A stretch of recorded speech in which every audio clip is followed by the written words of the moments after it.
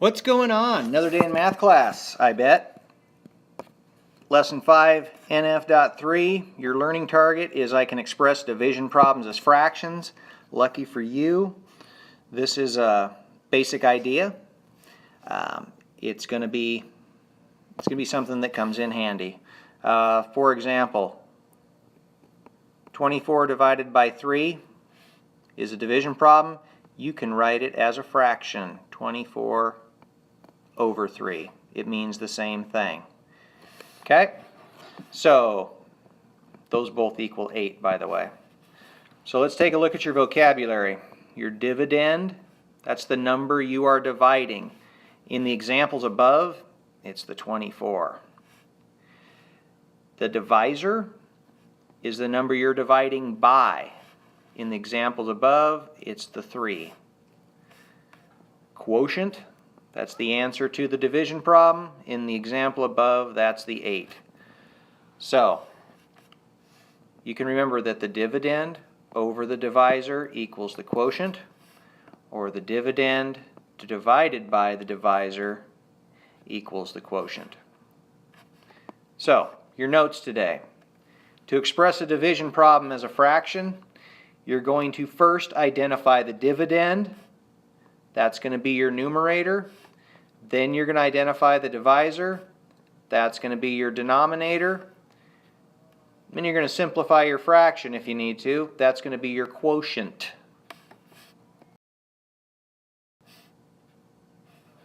Okay, so let's do some examples. Represent 40 divided by 8 as a fraction. Let's remember our steps. Identify the dividend. The dividend is the number you are dividing. So in this case, I'm dividing 40.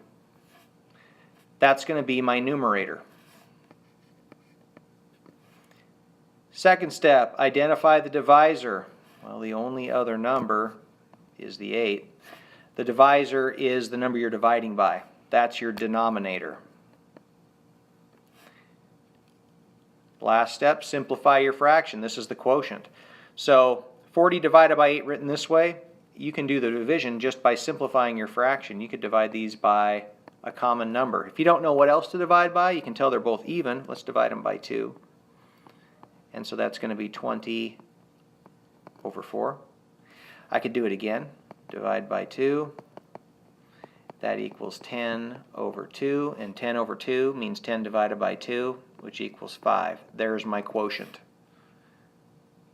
I'd have been a lot quicker if I would have divided by the greatest common factor to start with, which is 8. 40 divided by 8 is 5. And 8 divided by 8 is 1. I'd got 5 over 1, which is still equal to 5. Okay, second example. If the area of a rectangle is 9 square feet and the width is 2, find the length of the rectangle. Okay, any problems that are about that I can draw, I will draw to make it easier. So I've got a rectangle, its area is 9, and its width is 2. Either of the edges could be the 2. So I'm going to say the width is 2. Find the length of the rectangle.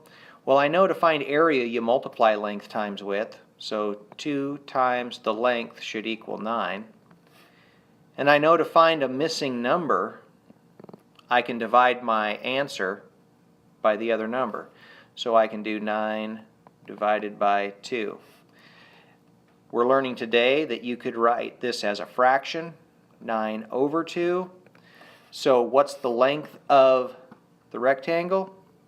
It's 9 halves. You don't even have to do any work. It's just 9 halves. You could change it to a mixed number, which is 4.5.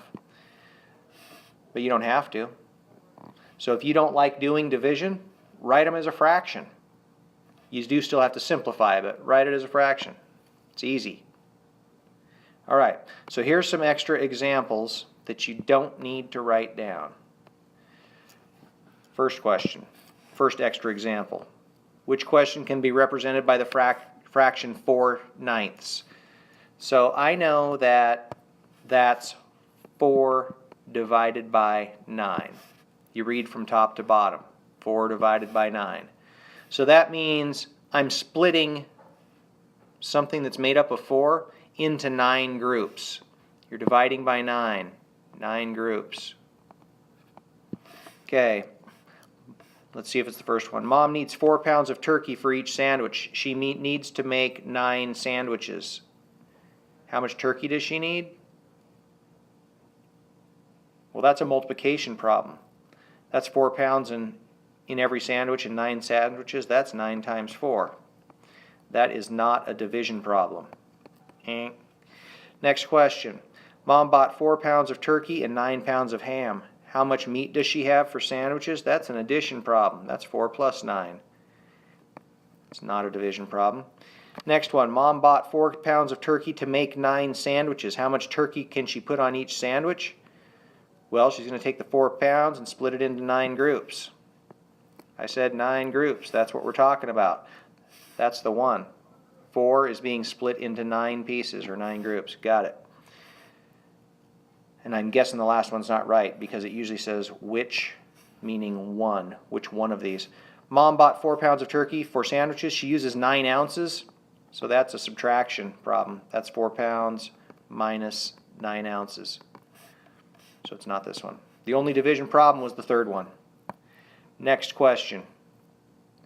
Martin has 768 tennis balls that need to be packaged in boxes of 24. Which expression can be used to find the number of boxes Martin needs? Well, he's taken his 768 and splitting it into 24 groups. So he's dividing by 24. So that's going to be this one. It's also going to be this one. 76 over 24 is the same as 768 over 24 is the same as 768 divided by 24. These other ones are backwards, and with division, you can't just switch numbers around. Last extra example, making good time.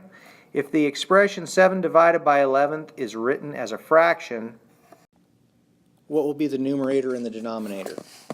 Well, the numerator is the dividend. In this case, the dividend is the 7. And the denominator is the divisor. That's the 11. So 7 will be the numerator. 11 will be the denominator. The quotient will be 7/11. See how easy that is? You don't even have to divide it. If you did divide it, that would be a horrible decimal number. 7 divided by 11 doesn't come out nice. But as a fraction, it's nice and easy. So that was the right one to drag up. Okay, so I think you're ready for your quick check. Good luck. Hope you get it right.